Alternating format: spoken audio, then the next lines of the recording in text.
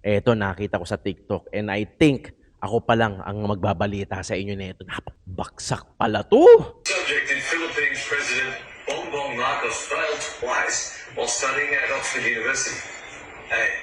Law. B. Politics. C. Economics. Ang biktima naman dito ay 21 years old. Grabe, di ba? Ngayon, yung Bata 21 nun. years old na yon, it looks like, parang meron na siyang existing condition eh. Meron na siyang existing condition. So, dahil siguro sa init, dahil sa nahimatay, tapos nung nahimatay, kumbaga parang inalalayan siya. Ito, may mga taong lumapit, inalalayan siya, ganyan-ganyan. Hindi naman pwedeng hindi naman mangyayari na mauuna yung ayuda eh. Bago yung talumpati nila eh. Siyempre, pag nakuha nila yung pera, mag-aalisa na yan. Di kami natatakot sa katotohanan. Boses ng masa aming pinapakinggan. Jomalon TV, isyu ng bayan. Ating pag-usapan. Tunay na balita, walang kinakampihan. Sumasalamin sa katotohanan lamang para sa mamamayan. Totoo ang laban, hindi puro drama, di rin chismisan. Lahat ng tanong may klarong kasagutan. Kasama ka dito sa diskusyon, boses mo may halaga sa solusyon. Laging alerto, mapagmatsyag, truth ang hanap. Di kami natitinag, walang palusot, walang dayaan. Tunay ang serbisyo, diretsong usapan. Jomalon TV, isyu ng bayan. Ating pag-usapan. Tunay na balita, walang kinakampihan. Sumasalamin sa katotohanan lamang para sa mamamayan. Totoo ang laban, walang kulay, walang kampi. Balita, talakayan, katotohanan para sa bayan.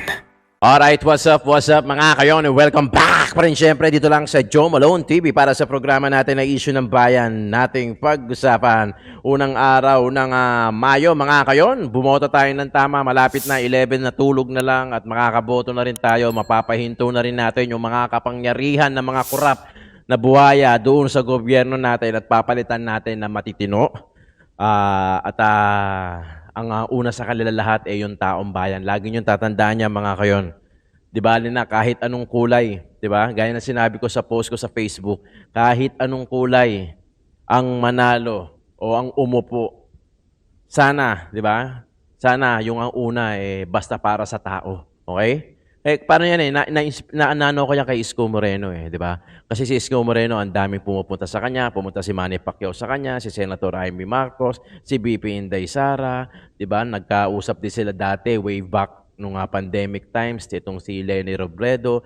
Sana kahit anong kulay, okay? For once and for all. Kahit anong kulay, basta para sa tao. Di ba? Basta para sa tao, hindi para sa posisyon, sa politika, etc. Kahit anong kulay, basta para sa tao. Yun lang naman hangad natin di ba? Yun lang naman ang hangad natin. Okay, anyway. I-shoutout muna natin yung mga members natin dito sa Joe Malone TV. Si Ma'am Queen O, si Sir Larry Milagros Chan, Franklin Porog, Lorna Tavera, Florina Dacumos, Rose Enriquez, Mary Jane Tabuada, Dina Maos Bongo, Ma'am Lorna, Danny Ubaldo, Manik Sanghoko, pati na rin si JU Production. Maraming salamat sa inyo sa pasok ninyo dito sa membership natin. Meron po tayong joint membership dyan mga kayon para sa mga gustong pumasok. Wala pong labasan to. Siyempre, mega love shoutout sa lahat ng viewers natin, OFW, pati rin sa Luzon, Luzon, Visayas, Mindanao, sa Pilipinas. Maraming salamat po. Paki-like and share naman ito yung video natin. At higit sa lahat, paki-subscribe, paki-double check kung nakasubscribe na rin po kayo dito sa Joe Malone TV at paki-click yung bell icon. Request ko lang mga kayon, paki-supportahan lang itong When Tito Talks. Saka na rin itong Tito ng Ina Mo o Tito Jom, paki-subscribe na rin. Yan po yung mga ibang channel natin. Baka ma-boring kayo, ma-burnout kayo dito sa politika, pero meron kayong ibang option para mapanooran. Okay? Eto, umpisa na natin. Mabilisan lang. Talagang ganon, di ba? Umpisa na natin to. Etong video na to, Ito yung tinatanong na reporter regarding doon sa statement ni Senator Amy na yung pag-aresto daw ng ICC, kaya dating Pangulong Rodrigo Roa Duterte political motivated, ika nga. So ito yung sagot niya. Baka hindi nyo kasi marinig yung sinabi ng reporter pero ito yung sagot niya. Panoorin na natin. Comments on the findings on the Senate investigation For another day. on the Senate arrest of on the ICC report of President Duterte. Sabi ni Senator Ryan, motivated daw, designed to bring down the Dutertes. Well- President Apple ba marapagtakpan ng motive? Everyone's entitled to their opinion. I disagree. Thank you very much, guys. Salamat, Boom! sir. Sabay walkout. Di ba? Ganun lang kasimple. Di ba? Pag medyo ayaw mo magpaliwanag at gusto mong umes ka po, sabay talikod lang. Iwan ka lang ng everyone is entitled for their own opinion. Tapos talikod. Si Jerry Ruiz ata yun, no? Hindi ko masyadong mamukhaan. Si Jerry Ruiz ata yun at saka si John Vic Remulla. Pahigop lang ng kape. Di ba? Alam mo, although hindi naman siguro ni Pangulong Bongbong Marcos trabaho na magpaliwanag kasi nandiyan naman si Attorney Claire, ang kanyang masugid na tagasagot, di ba? Pero andun na kumbaga ambush interview na hinihingang ka na ng sagot doon sa tanong nila. 'Di ba? Pwede naman siguro sagutin na lang. Pwede nang sagutin 'yon, 'di ba? Pwede nang sagutin 'yon, kaysa naman doon sa everyone is entitled for their own opinion tapos I disagree. 'Di ba? Tapos agad, 'di ba? Anong klase 'yan, 'di ba? Nandun ka na di ba? Tapos papa-press con si Attorney Claire. Tapos syempre doon ibabato yung tanong. Syempre si Attorney Claire naman ay sasagot, di ba? Pero nandoon ka na Ano ba namang sagutin mo na kung ano yung sinasabi yung findings ni Senator Amy na yung pag-aresto daw ng ICC kay Tatay Digong is political motivated, di ba? Sana sinagot na lang yan nang matapos na. Nakita niyo yung pag-iwas, di ba? Same na pag-iwas doon sa hair follicle drug test, di ba? Same lang, no? Pag ayaw niyang sagutin, ayaw niyang gawin, hindi niya gagawin, hindi niya sasagutin, di ba? Ganun lang kasimple. Eto nakita ko sa TikTok and I think ako pa lang ang magbabalita sa inyo nito. Baksak pala 'to. Di ba? Ewan ko lang kung paki-confirm nga dito sa comment section mga taga-Australia. Etong game show na to diyan sa Australia kung saan parang binanggit kung saang subject baksak. Etong si Bongbong Marcos, ang presidente ng Pilipinas. Anong subject? Magugulat kayo sa sagot kung saan baksak. Etong si President Bongbong Marcos. Hindi ko ma-confirm ito pero paki-comment naman dyan kung sa mga nakapanood na ito sa Australia, game show daw to dyan. Panoorin natin. Grabe Guys, yun. did you know BBM got featured in game show in Australia? Paki-confirm So here's the question, guys. Which subject did Philippine President Bongbong Marcos fail twice while studying at Oxford University? A. Law, B. Politics, C. Economics. So, guess what? Guess it. And let's see if you're right. Sige. And then, we will listen sa Pause ko muna. Sige, sagot muna kayo. Yan Ulitin lang natin. Which subject did Philippine President Bongbong Marcos fail twice while studying at Oxford University? Yan.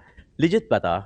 Pakiconfirm nga sa akin yung mga viewers natin sa Australia or kung napanood nyo na to. Diba? Napanood ko na to sa TikTok with the answer. I'll give you a few more seconds to guess it. Sige. All right. Yeah. So if you want to listen to the answer, here's the answer, guys. Next question now. Which subject did Philippines President Bongbong Marcos fail twice while studying at Oxford University? A.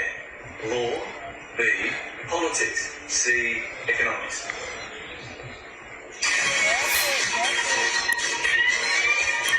Let me know if you answered. President Bongbong Marcos. Well, it's Nakakahiya to. would be more funny if it was politics, being the president. Right. So you locked in politics. Ang sagot niya, politics. Tingnan natin kung tama, ah. Is.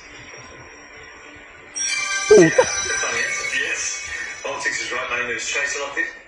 How ironic, right? Tama. That explains. Twice. Dalawang beses, ha? Binaksak. He failed twice. Oh well. That explains. It made me wonder, during the election, he talked so good. He never uttered, he never slaughtered, he never, the one that he's doing right now, like, ganon. Before, during the election with Sara Duterte, he talks so good, so clean. Yes. Presence of mind is Yes. there. He's relaxed, in focus, and very, he knows what he's talking about, straightforward. So it makes you think, does he know already the questions? Did somebody already informed him, okay, this is gonna be the question, this is gonna be the debate, this is gonna be this. Practice your answer. Because the way he speech before, that's why people were so amazed about him. It's because it's like he know what he's talking about. He know the problem of the society, the country. He knows everything. And now, when you ask him something, he was like, Oo nga, di ba? Totoo. Napansin nyo? I was like, what the heck is going on? Where was that smart BBM during the election? Budol pa more. Budol pa more. Di ba? Di, totoo naman sinasabi nito ni Ateng, eh. Di ba? Noon, okay naman siya magsalita, no? Okay naman siya. In fact, parang diretso pa nga, finish pa nga, eh. Parang alam niya na kagad kung ano yung ano, eh, di ba? Pwede rin yung sinasabi niya na baka naibigay na yung tanong, tapos magpe-prepare na lang siya ng sagot sa utak niya, tapos pagka tinanong yung ganong klase ng tanong, alam niya na, may sasagot niya na, no? Pero ngayon, di ba? Tama yung sa interview niya doon, everyone has the title for their own opinion, tapos biglang taligod, I disagree. Tapos ito, di ba? Totoo naman, di ba? Madalas napapansin niyo ba na gumaganon nga yun, ganun eh, di ba? Di ba? Ganun na yung mga sagot niya, lalo na pagka mga ambush interview, ganun na yung sinasagot. Di ba? Budol, no? Budol yun. Ano yun? Budol na naman ba tayo doon? Di ba? Tapos ngayon, budol na naman ulit, mag-e-eleksyon. Diyos ko. Di ba? Napansin niyo ba yan, mga kayon? Paki-confirm nga kung meron ng ganitong game show sa Australia. At kung napanood nyo, paki-confirm nga dyan. Lalo na doon sa mga OFW natin na nanonood ng mga taga-Australia. Paki-comment dyan. Grabe. Grabe yun, ha? Di ko ina-expect yun na babaksak ka 2 beses. Tapos sa politics pa! No wonder bakit magulo ngayon ang Pilipinas. Kung yan nga ay totoong binaksak mo ng 2 beses,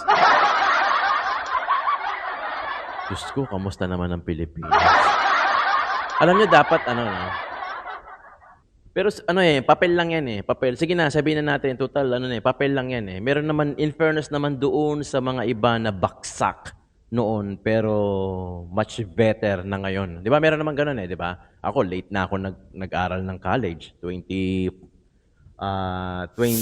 years old na ako nag-aral ng college, di ba? Meron namang iba na baksak noon, pinagbutihan ngayon, gumaling ngayon, di ba? Dapat siguro ilatag na rin yung ewan ko kung tama ba 'yon. Ilatag na rin yung mga grades. Di ba? Doon sa campaign, di ba? Para malaman. Hindi lang saliin, pati yung mga grades. Para malaman natin kung talagang capable yung tao. Gaya niyan. Kung totoo nga na baksak itong si Bongbong Marcos sa subject na politics doon sa Oxford University, putya. Malaking yan, di ba? Malaking yan, putya. Tapos ganito nangyayari sa atin sa Pilipinas. Di ba? Panoorin natin, Joey DeVive.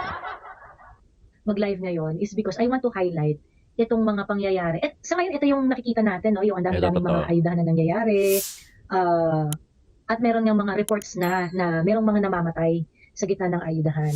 At napakasaklap nito. Hindi naman to kumbaga parang, kasi nung panahon ni PRRD, di ba nagkaroon din ng ayudahan before nung pandemic. Pandemic. And then, I remember, parang yung unang bugso ng ayuda nung pandemic, merong namatay na senior citizen sa pila. Kaya later on, inutos na dapat yung mga ayuda ay dapat ihahatid na sa bahay. Yes, nabalitaan niyo yan? Ako, nabalitaan ko yun. Nasa Maynila ako noon. Nagka-pandemic noon, nag-release ng ayuda, tapos may namatay nga hanggang sa dinideliver na lang kung sino yung entitled sa ayuda doon sa mga bahay-bahay. Para hindi napipila yung tao, hindi na lalabas. Kung mainit man yung mga panahon na yon, hindi na sila, March din yun eh. O March din nung nag-lockdown sa Pilipinas eh. Ay nabot din ng ng March, April, May, di ba?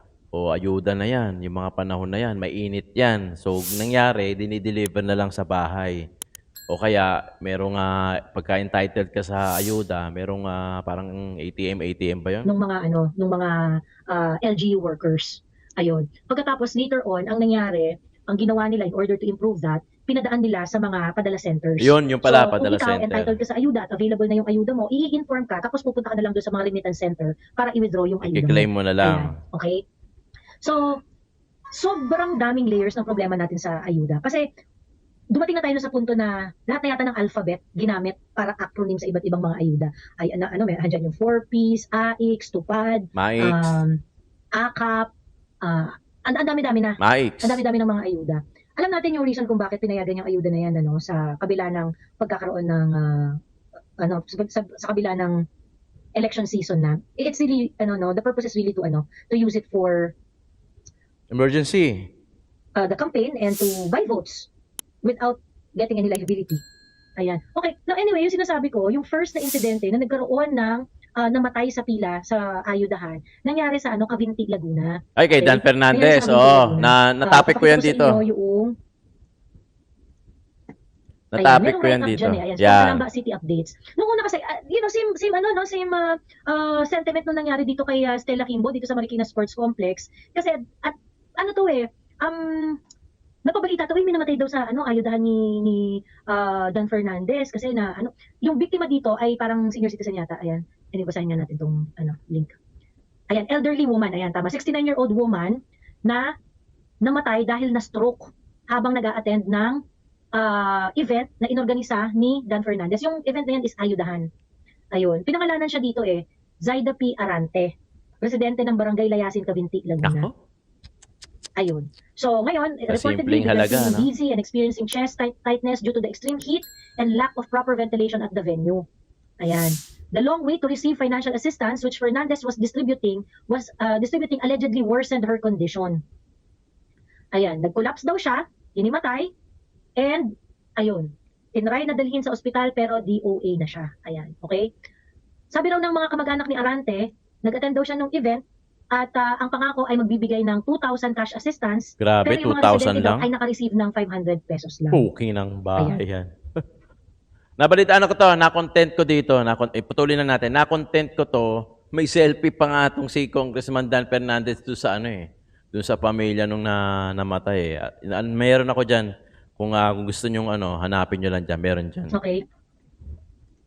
Alam nyo, mga kababayan, sa totoo lang, maraming nanghihinayang po sa inyo na kukunin yung ayuda, pipila ng matagal kasi sayang naman yung pera. Naiintindihan ko po yan. Yes. Naiintindihan ko po yan. Totoo naman. Kasi mamaya na. Pero, Tapusin muna natin to. sana naiintindihan nyo rin po na yung pagtangkilik ninyo sa mga ganitong klaseng mga aktibidad ay niyuyurakan din yung mga pagkatao po ninyo. And lalo na sa mga matatanda, kung kayo po ay a-attend ng mga ganitong bagay, ay talagang mag-iba yung ingat po kayo. Yes. Iba yung ingat po. Magkano? 2,000, di ba? Tapos 500 lang. Diyos ko. Ano magagawa yung mga normal citizens kasi, mga mamamayan kasi talagang kapag kalibre or magpapabigay. Pupunta yan di ba? Hindi Pupunta. talaga Oo. maiiwas. But the point is not on those who are receiving ayuda. Kasi hindi natin mapipigil yan. Ang problema ay doon sa mga nagpapamigay ng ayuda, lalo na itong mga politiko na to. Okay? Nasa kanila yung problema. Kung kayo po ay magpapaayuda, siguraduhin din ninyo na kayo ay may proper na medical preparation. At least may ambulansya. At least merong kaya yung Red Cross. Yung report dun sa na yan, yung report na yun dun sa event ni Dan Fernandez na kinabol sa ospital kaso dead on arrival. DOA. I do not know kung merong ano, no, kung ambulansya ba yung naghatid or whatnot, but kung merong ambulansya, it may entail a different kind of story. Kakaawa po yung mga kababayan natin, Diyos me. Binubusabos ninyo, mga putang ina nyo. Nadadala sa pera eh. Bubusabos ninyo. Dadala sa pera. Nakakainis, no? Nakakainis. Hindi natin mapipigil yung Pilipino, lalo na pagkali. Yung libre nga eh. Talagang dinadayo, pinupuntahan kahit gaano kalayo. Ito, may pera pang involved. Kunyari ito, 1,000, 500, 500, 1,000, 2,000. Worst comes to worst, 500, 300. Pupunta at pupunta eh. Kasi marami ang mahihirap sa Pilipinas na nangangailangan ng pera, nagbabaka sakali, at doon nila kuhang-kuha yung kiliti ng mga mahihirap. Itong mga politiko na to. Diba? Itong mga politiko na to, dyan nila kayo kukunin sa pera. 300, 500, 1,000, 1,500, 2,000, 2,500, 3,000, etc. Diyan nila kayo kukunin. 'Di ba? Hindi ko kayo masisisi kasi pera eh, libre eh, 'di ba? Pero nakapunta na ba kayo ng Divisoria pagka Christmas season? Kung gaano kadami yung tao. Nakapunta ako one time. Kasama ko yung misis ko. Sobrang sikip. Panahon pa ni Erap to eh. Sobrang sikip. To the point na nahihirapan akong huminga. Manipis na. Hindi naman totally hirap na hirap. Pero alam mo yung manipis na hindi ka na nakakahinga ng maluwag? Manipis na. So kailangan ko pang gumano, no? Kasi ang height ng Pinoy, 'di ba? By general pagkakapare-parehas kayo eh. O kaya konti lang, pag may isang matangkad, kita mo kaagad eh. Pero usually mga ganyan-ganyan lang kayo. Nagkakapantay-pantay kayo. Ang hirap huminga, ang nipis. O kaya sa mga concert, yung talagang jump pack, 'di ba? Ang hirap huminga. Gumaganon pa ako. Kaya yung mga isda, naiintindihan ko pagka kumukuha sila ng hangin. Kasi siguro nasosuffocate. Grabe. How much more sa mga ayuda-ayuda na yan? Cover court, mainit, walang mga exhaust fan, mga ventilation, di ba? Tapos walang, kung halimbawa, sabihin na natin na, sige, sabihin natin, meron man, ambulansya. Sabihin na natin, sige, meron na. Meron na mga ambulansya. Diyan nila kayo kukunin. Predatory governance, paliwanag ko mamaya. Sa totoo lang, ito yung pinakamababang uri ng Pilipino, Diyos ko. Yung ginagawang timawa yung kapwa Pilipino. Yun ang term. Diyos ko, ganito na lang ba yung mga kababayan natin? Yun ang Ganito na lang term. ba gagawin ng mga politiko sa atin?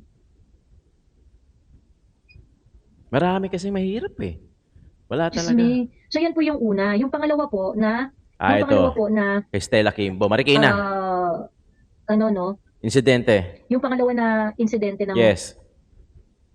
May namatay Teka. sa ayuda. yung pangalawa pong insidente ng ayudahan na merong namatay. Ito naman yung sa Marikina. Alam niyo, there might be more, no, na hindi natin alam. Kasi, hindi naman lahat mamomonitor natin ito eh. Itong mga bagay na to, meron kasi mga nagkukwento at mga nagre-report sa atin ng mga kababayan natin na kung saan nakita nila ng personal itong mga pangyayari ito. Yes. Okay? Ngayon, dito sa Maynila, I think a couple of days ago, napabalita, namatay, okay? Merong namatay sa ayudahan ni Stella Kimbo. Okay? Merong namatay sa Marikina Sports Complex. Puchang ayuda yan. Sa Marikina Grabe. Sports Complex daw yung insidente yun. Ito po yung itsura ng ayudahan doon. Actually, video to na pinadala sa akin eh. Ito yung sa likod niya. Pagkatapos, ayan yung sa harap niya. So napakahaba niya, napakadaming tao. Napakadaming tao. Ayan. Kano yan? Napakadaming tao talagang nakapila. Ngayon, ay Diyos ko po, nakakasama talaga ng loob. Ngayon, ang biktima naman dito ay 21 years old. Grabe, di ba? Ngayon, Bata yung 21 nun. years old na yun, it looks like, parang meron na siyang existing condition eh. Meron na siyang existing condition. So, dahil siguro sa init, dahil sa nahimatay, tapos nung nahimatay, kumbaga parang inalalayan siya. Ito, may mga taong lumapit, inalalayan siya, ganyan-ganyan. However, okay, ang kapansin-pansin kasi dito, sa event na ito, sobrang dami ng tao, napakainit, halo-halo senior citizen, mga bata, medyo bata-bata, na humihingi ng na beneficiary ng ayuda. Pinagsabay-sabay nila lahat.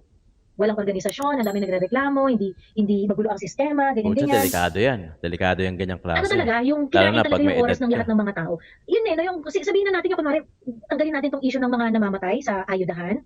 Yung fact na yung fact na inuubos nitong mga ayudahan na to, yung oras ng mga taong bibigyan ng ayuda. Wala talaga silang respeto. Na parang, ay hindi, maghintay kayo dyan. Kailangan yung pera, di ba? Maghintay kayo dyan. So what's the usual story every time na merong ayudahan? Di ba? Papupuntahin nila yung mga tao doon, gagawin nilang props, tagapalakpak sa mga talumpati ng mga putang inang buhaya, di ba? Tapos kabibigyan ng ayuda after 8 hours, 12 hours, 10 hours. Tapos magkano After lang? na maghapon ng paghihintay, doon pa lang sila magpapamigay ng ayuda. Hindi naman pwedeng hindi naman mangyayari na mauuna yung ayuda bago yung talumpati nila Siyempre, pag nakuha nila yung pera, mag-aalisa na yan. Yung ayuda, lagi yang nasa dulo. Whether cash man o pabigas man yan, lagi yan nasa dulo. It will never be on the first segment ng the whole program. Hindi mangyayari yun. Kasi, aalisan ka ng tao Di ba? Nakakuha na nila yung gusto nila. So, ang gagawin nila, nasa dulo. Ang problema, maghihintay, ng 5 oras. Siyempre, pag naghintay ka na ng 5 oras, akala mo 5 oras lang, akala mo 4 na oras lang, maghihintay ka na kasi katwira mo, naghintay na ako Di ba? Baka matapos na yan. Di ba? Matatapos na yan, makukuha ko na yung pera, pala, hindi mo namalayan, naka-8 oras ka na, naka-10 oras ka na, saka mo pala makukuha. Pag mahina-hina yung baga mo, meron kang condition noon, o ito nga, 20 years old, although may condition siya, di ba? Pero usually, mga matatanda, kasi syempre, vulnerable na yung mga yan, di ba? O kaya yung may mga condition, vulnerable na yung mga yan. Kung di ba, sana kung lahat ng pupunta, yung mga malakas pa sa kalabaw, pero hindi di ba? Tama yung term, ginagawa kayong timawa. Hindi nyo alam, ikakamatay nyo, yung pagpila nyo dyan, sa sobrang dami, halo-halo yung amoy, yung init, yung pawis, nakaka-suffocate yan. Tapos walang exhaust. Lalo na kung, mas maganda pa ata kung open court Ang problema naman sa open court, o yung open na lugar, yung init naman, di ba? Ang problema naman sa covered court, pag marami ng tao, yung hindi na kaya yung kapasidad ng buong lugar na yun na makapag-ventilate ng maayos, talagang mayayari Ito, ka. namatay na to, ang report ng, I think ang report ng, ang report ng balita, 21 years old na grab driver ito.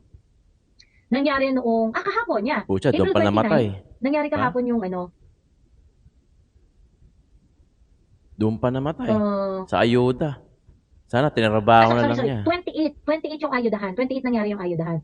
Ang perang pinag-uusapan natin dito is 3,000 pesos. Okay? 3,000. Yung pinangako sa kanila na marireceive nila, 3,000 pesos.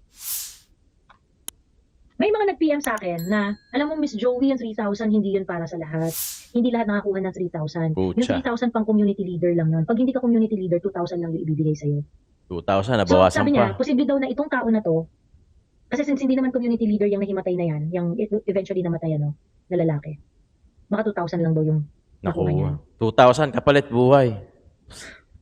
Di ba? Anyway, sobrang nakakasama ng loob, namatay si kuya, dahil nga sa penitensyang, penitensyang inabot niya sa pagkubra ng ayuda. Walang mga medical officers, umasa lang sila sa kung sino yung mag-volunteer na mag-a-attend dun sa tao. Ang kinakagalit, May yung ibang video mga ka niyan, nakausap ko, May ang video. kinakasama ng loob nila, etong event na to, right across this venue, ng payout na venue, ay ang Amang Rodriguez Hospital. King ina. Kung attentive yung mga taong nag-organize itong event na to, Rekta na doon yan. at naidala yung tao doon sa ospital. Kasi sinasabi na nung volunteer hindi ito normal na hindi ito normal na himatay. Hindi ito, dali na to sa ospital. But there's no medical officer.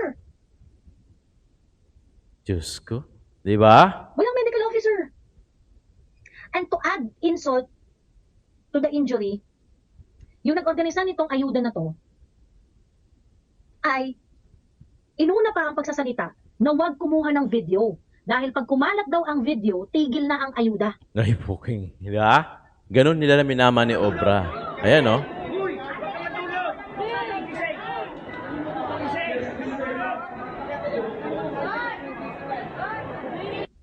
Yan yung video. 21 years old. Grabe, di ba? Magkano lang? 2,000. Nadali pa. Natsempohan pa. O sabihin na natin may condition. Pero, alam nyo sa akin mga kayon, walang medyo mali kasi yung term na aksidente. Kasi naniniwala kasi ako yung aksidente, it can be avoidable. 'Di ba? Kunyari, yung aksidente sa walang preno. 'Di ba? Di sana chinek mo yung sasakyan mo ahead of time. 'Di ba? Yung nadulas dahil basa. O di sana pinunasan nyo, naging attentive kayo, pinunasan nyo, para walang nadulas, nabago kang ulo. Same lang dito. O, di sana may mga attentive na mga nurses, may mga ambulansya, o yung mga leader, o kaya mismong tao na mismo. 'Di ba? Kaysa kakaganyan, diretso na sa hospital, across lang naman yung hospital, yung Amar Rodriguez. 'Di ba? Hindi ako naniniwala talaga sa aksidente, no? Kasi yung aksidente for me, avoidable 'yan, 'di ba?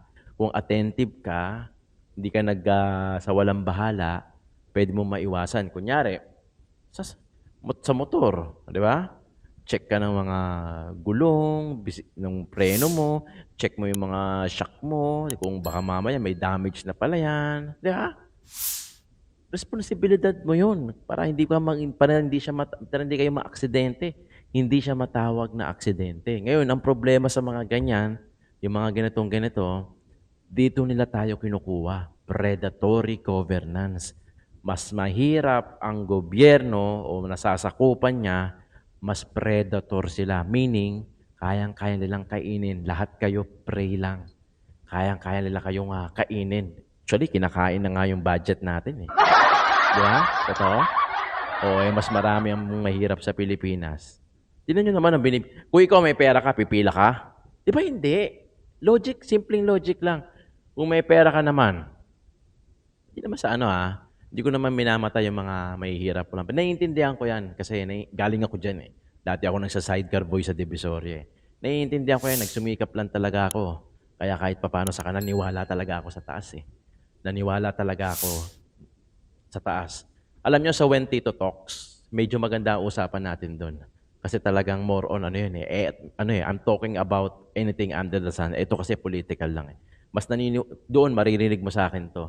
Mas naniniwala kasi ako sa taas. Alam mo ba, kahit anong sipag natin magtrabaho, I'm sure baka may instances na narinig nyo na to o nakita nyo na to sa mga kakilala, kaibigan nyo o mismo sa inyo. Kaya naman natin mabuhay with our own flesh. Kaya natin magpayaman with our own flesh. Pero si God kasi yung magpa-prosper sa atin. Siya kasi yung magpo-provide sa atin. Kaya nga, ikaw yun lang yung nagtatrabaho. Di ba? Trabaho mo lang. Pero si God yung magpro-provide ng pangangailangan mo. Kaya magugulat, nangyari na sa akin to.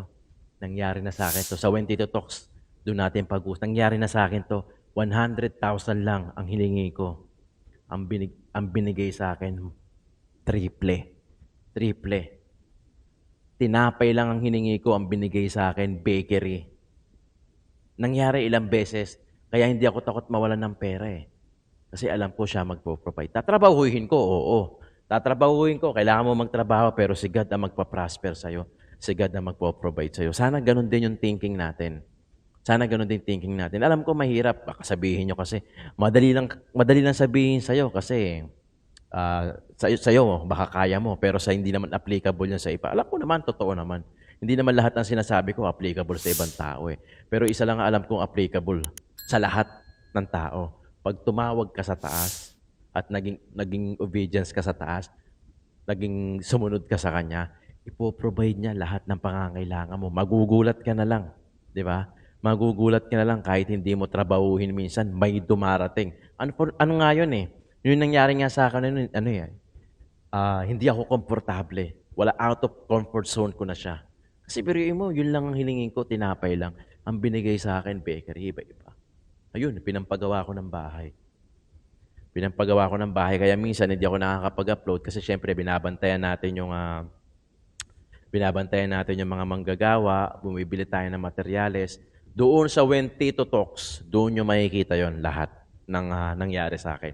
Kasi ito, politics eh. Di ba doon, out of politics doon. Anything under the sun. Pero going back, itong mga buwaya na nasa posisyon ng gobyerno, nakita nyo na, may mga evidence na. Kaya salamat sa technology ng internet eh. Kasi nakikita natin, napapanood natin. Meron tayong kapangyarihan isang araw sa May 12 para pahintuin na natin yung mga kupal na mga nakaupo sa gobyerno natin. Pahintuin na natin yung kanilang posisyon. Ligwakin na natin, di ba? Ligwakin na natin. Paupuin natin yung mga talagang ang priority ay yung taong bayan at meron takot sa Diyos. Bakit ko sinabi? Pag may takot sa Diyos, may takot sa tao. Pag walang takot sa Diyos, walang takot sa tao, sa taong bayan. Kaya doon ka na lang mamimili. Di ba? Ngayon, usapang politics naman, pwede mo naman i-track record yung mga ginawa niya. Meron na mga Facebook official pages yung mga yan. At pwede ka naman siguro mag-Wikipedia, malaman mo kung may history ba yung taong yan, yung politiko na yan. Assignment natin yun. Huwag natin katamaran. Huwag natin ibase na lang sa gut feelings natin na pogi ito. Mukhang hindi ito gagawa ng masama. O, mukhang okay naman ng pamilya nito. Sikat naman yung apelido nito. Kilala ko yung tatay nito. Mabuting tao yung tatay nito. Siya. Di ba? Huwag na tayo magbase sa ganun. Meron pa, May 1 today. Meron pa tayong 11 days para i-track record, pag-aralan maigi kung ano ba itong character, personality nitong gusto kong iboboto ko. Let's say, Congressman Rodante Marcoleta, Jamie Bondoc, Hinlo. Di ba? Gawin natin yun. Kasi otherwise, cycle lang to. Uulit to. Baka ikaw nagtatrabaho ka ngayon kasi hirap na hirap ka sa buhay mo. After how many years, makita mo yung sarili mo, nagtatrabaho pa rin. Di ba? Konti na lang yung oras para sa sarili mo, para sa pamilya mo kasi na-busy ka, nakakatrabaho eh. Di ba? Pagka hindi nyo na kaya, magpahinga na kayo. Huwag nyo tapusin yung trabaho nyo, hayaan nyo yan. Di ba? Hayaan nyo yan. Bagkos, magdasal kayo. May ahawa ang Diyos. Siya mismo magpo-provide. Di ba? Pero kaya eh. Kaya mo bilang tao. Oo, walang question. Kung talented ka, skilled ka, may tinapos ka, kaya mong pagyamanin yung sarili mo. Totoo naman. Pero hindi ka magpa-prosper. Sigad lang ang magbibigay sa'yo nun. Maraming salamat mga kayon, Jomolon TV para sa Issue ng Bayan, ating pag-usapan.